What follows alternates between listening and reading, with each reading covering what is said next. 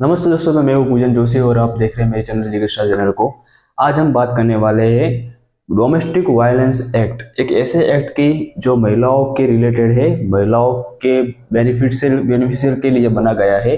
घरेलू हिंसा अधिनियम। तो घरेलू हिंसा अधिनियम यानी कि घर में होने वाले हिंसा ज्यादातर महिलाओं पर होती है। जैसे हम देखते आ रहे हैं कि वर्षों से जो पुरानी सदी से कि महिलाओं के ऊपर जो त्रास, मानसिक त्रास, शारीरिक त्रास, जो हिंसाएं होती आ रही है, जिसकी वजह से वो सहन करती जा रही है। लेकिन सहनशीलता की भी कुछ सीमा होती है दोस्तों। कुछ हद तक वो महिला सहन करती है, लेकिन आगे सहन नहीं कर पाती, जिसकी वजह से वो बहुत मतलब कि अब्यूज उन पर व्यवहार होते हैं, जिनकी वजह से उनके एक बेनिफिशियल एक्ट बना गया है, डोमेस्टिक वायलेंस एक्ट, जो खास तौर पर महिलाओं के लिए बना गया है, महिलाओं की सेफ्टी के लिए बनाया गया है, उनको जस्टिस मिलने के लिए बनाया गया है, कि उनको जो उन पर जो अब्यूज होते हैं, दुर्व्यवहार होते हैं, जिनकी वजह से ये एक्ट की वजह से उनको मतलब कि उनको न्याय मिल सकता है। ठीक है। तो इस एक्ट की बात करते हैं। इस एक्ट में टोटल 5 चैप्टर है दोस्तों। ये 5 चैप्टर है।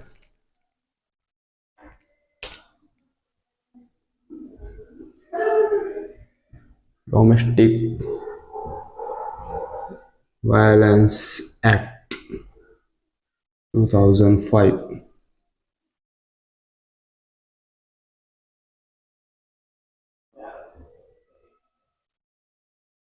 घरेलू हिंसा अधिनियम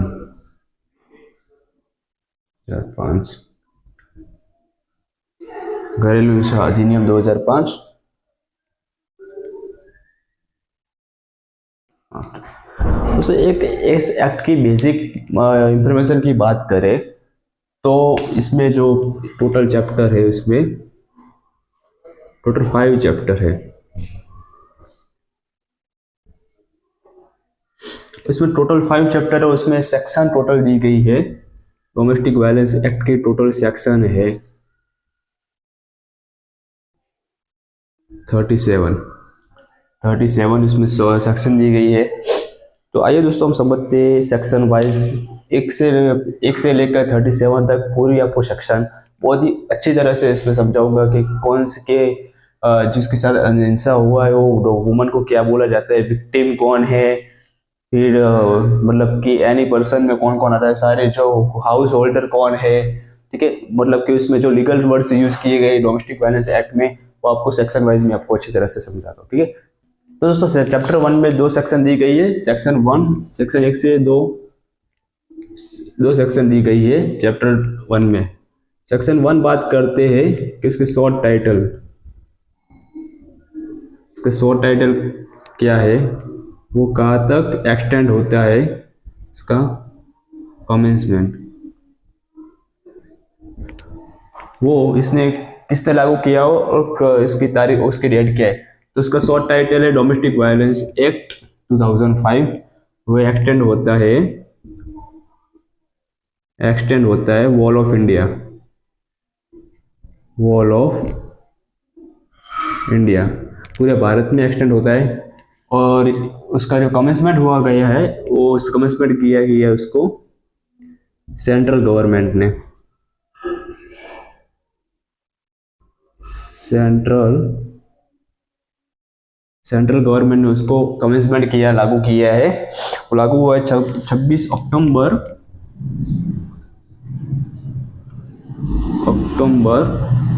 2006। 26 अक्टूबर 2006 से ये एक्ट है जो लागू किया गया है। उसको लागू किया है, सेंट्रल गवर्नमेंट ने लागू किया है। कब से किया? 26 अक्टूबर 2006। वो ये एक्सटेंड होता है वॉल ऑफ इंडिया, यानी कि पूरे भारत में ये एक्ट एक्सटेंड होता है। और इसका शॉर्ट टाइटल है डोमेस्टिक वायलेंस एक्ट 2005। अब बात करते हैं चैप्टर 2 की।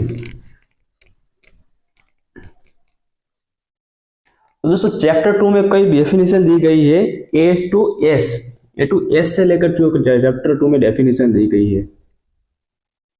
चैप्टर 2, इसमें A to S, इसके सब सेक्शन दी गई A to S, ABCD में A to S से। ठीक है। इसमें डेफिनेशन दी गई है। डेफिनेशन। लेकिन हम इसमें कुछ इम्पोर्टेंट जो सेक्शन है वही सेक्शन पर हम बात करेंगे कि एग्री पर्सन क्या है, हाउस होल्ड क्या होता है, ठीक है, विक्टिम कौन होता है, वो सारी बात इस सेक्शन में हम बात करेंगे। चैप्टर 2 में सेक्शन 2 की तो सेक्शन 2A बताता है कि एग्री पर्सन कौन है और एग्री पर्सन किसको बोलेंगे, ठीक है। तो पहले बात करें agree person. Who is agree person? तो दोस्तों जो विक्टिम होगा, जो दोषी होगा, वो होगा एग्री पर्सन। तो एग्री पर्सन की जब बात होती है तब हमारे माइंड में आने जाने कोई स्त्री, कोई वुमन, कोई गर्ल, यानी कि लड़की या कोई महिला ही विक्टिम होगी।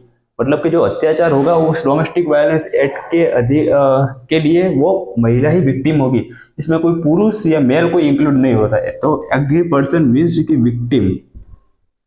विक्टिम दोषी, जिस पर अत्याचार हुआ है वो विक्टिम। तो विक्टिम कौन होने से हो सकती है? वुमन। तो जब हम इस एक्ट में एग्री पर्सन की बात करेंगे तब इसमें आएगी वुमन, यानी कि महिला, ठीक है।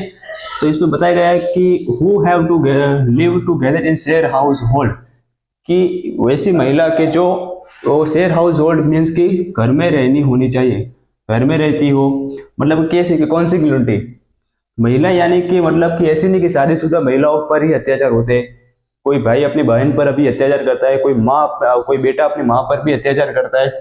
ये कॉन्सिक्वेंटली मीनिंग का मीनिंग है दो सगे भाई बहन, ठीक है, ब्रदर और सिस्टर,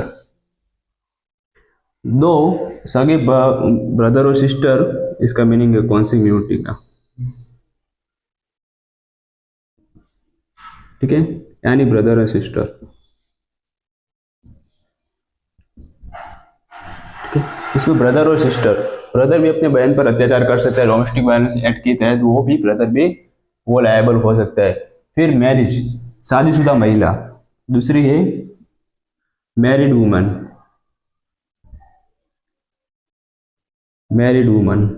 फिर है लिव इन रिलेशनशिप, मतलब जो महिला और लिव इन रिलेशनशिप में रहती है उन पर भी अत्याचार हो सकता है, ठीक है। दूसरी एडॉप्शन वुमेन, यानी कि एडॉप्ट की गई कोई बच्ची, एडॉप्शन वुमेन।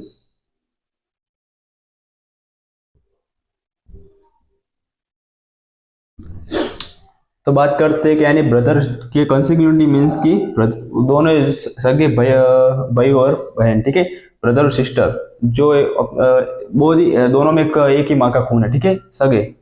दूसरी मैरिड वुमेन, जो शादीशुदा महिला। तीसरी लिव इन रिलेशनशिप में रहती हुई महिला है।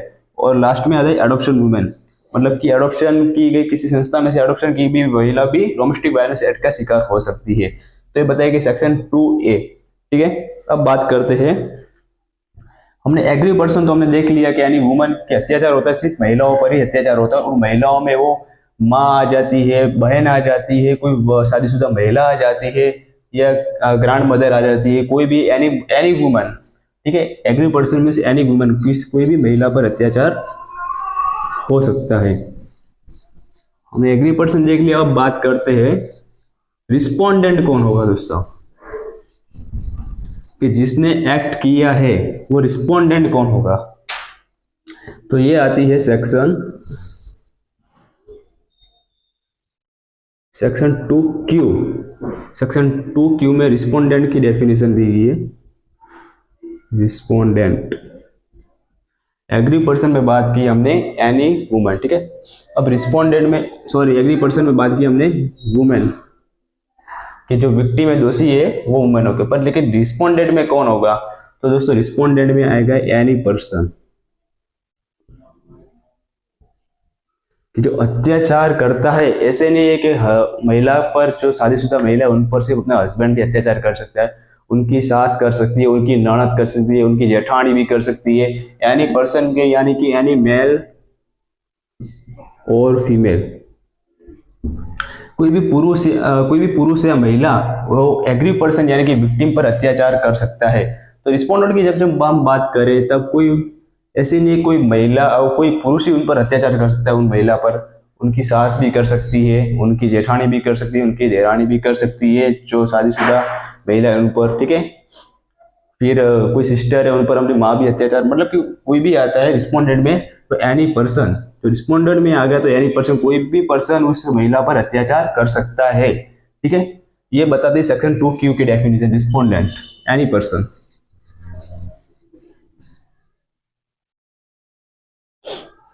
अब हम बात करेंगे सेक्शन 2B, चाइल्ड। तो चाइल्ड की डेफिनेशन में सिर्फ इतने हैं कि जो 18 साल से कम एज की, ठीक है, 18 साल से कम एज है,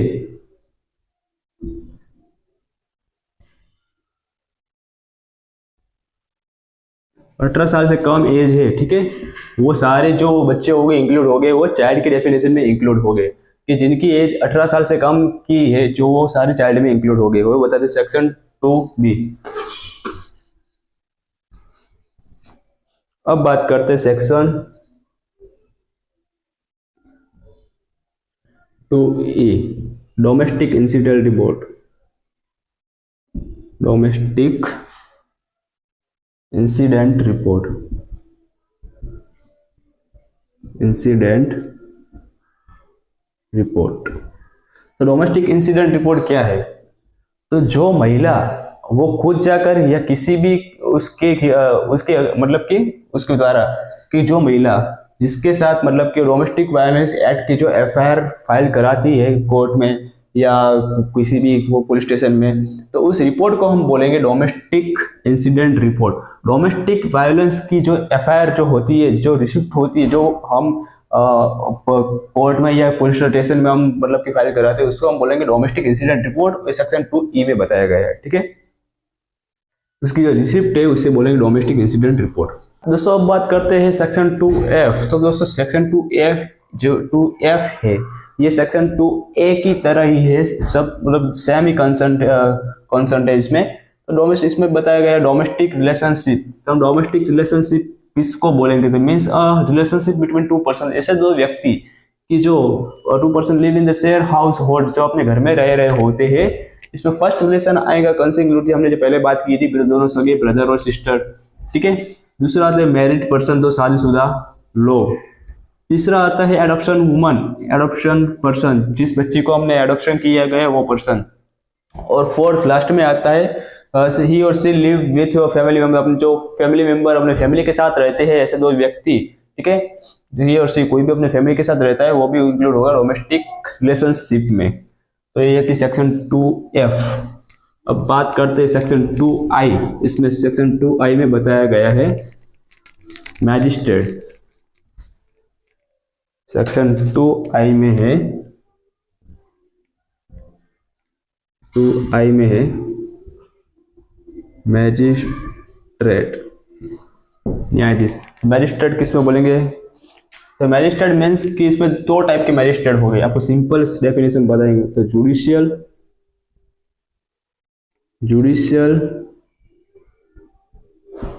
magistrate, judicial magistrate first class. दूसरा होगा मेट्रोपॉलिटन मैजिस्ट्रेट फर्स्ट क्लास। इसमें दो टाइप के मैजिस्ट्रेट हो गए दोस्तों, जुडिशियल मैजिस्ट्रेट फर्स्ट क्लास और मेट्रोपॉलिटन मैजिस्ट्रेट फर्स्ट क्लास। यानी कि जिस एरिया में हमारे जिस लोकल एरिया में मतलब कि जो ऑफेंस हुआ है डोमेस्टिक वायलेंस में, जिस एरिया में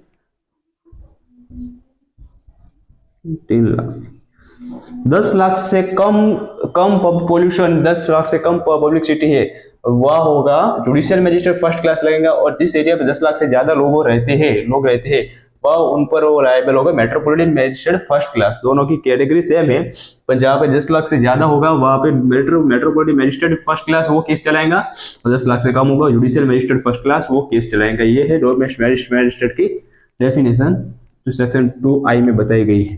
तो नेक्स्ट सेक्शन है मॉनेटरी रिलीफ। सेक्शन 2K बात करता है मॉनेटरी रिलीफ की, ठीक है।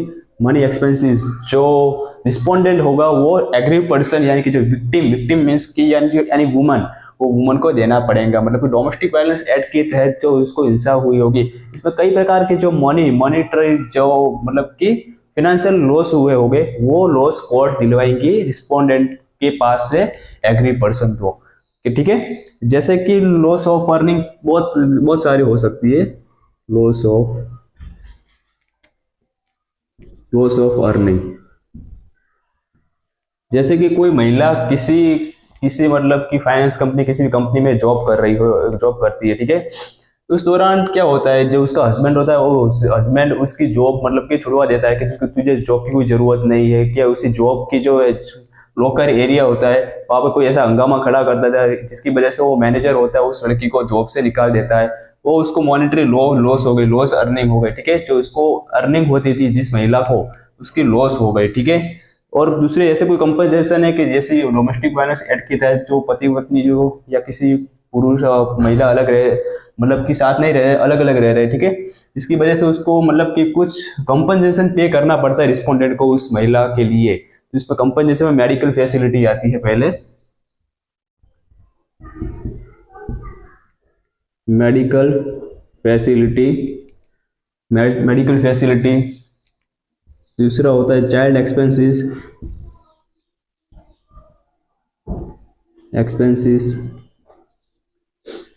तीसरा होता है disposal of any property,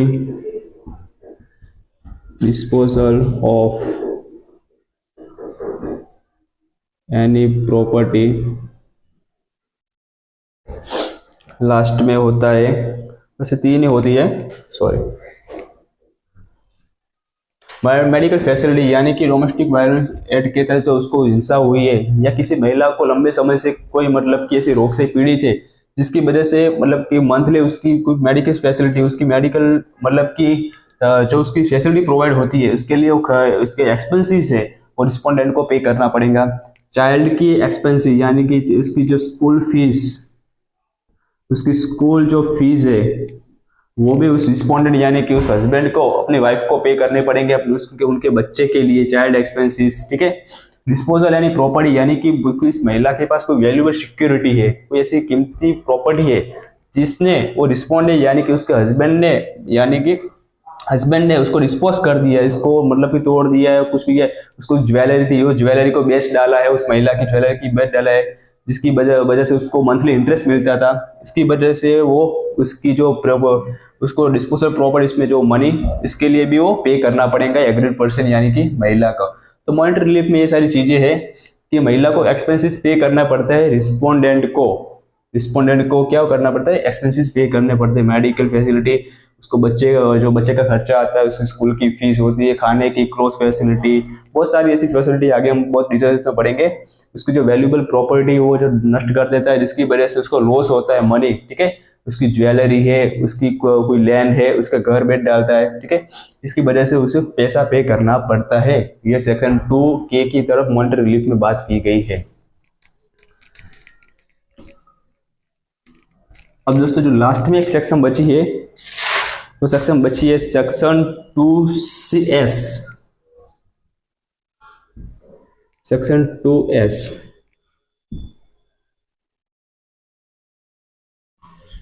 share house hold.